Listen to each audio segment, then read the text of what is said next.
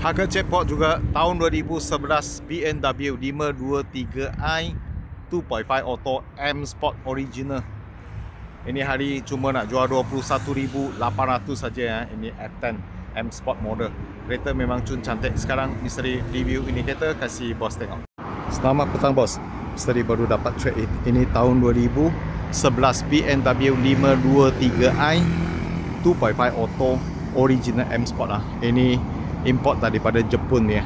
Okey, kereta ni cat boleh kata masih okey lah, cantik lagi lah.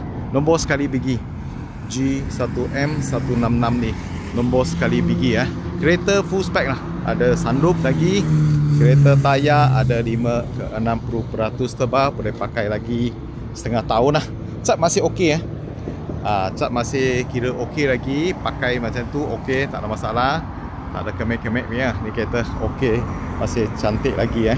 Tahun 2011 M Sport yang original spek Jepun ni hari harga juga nak jual harga termurah dekat market Malaysia 21,800 21,800 boleh dapat ini M Sport original Owner lama ada bikin sikit lah, bumper sudah tukar lebih cantik sama dengan hidung ni, grill tukar aftermarket, cantik lagi lah.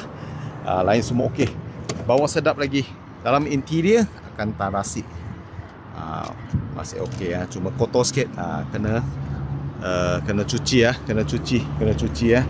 Ini baru masuk saja, belum cuci, belum kemas lagi. Baru ambil daripada owner tahun 2011 M Sport.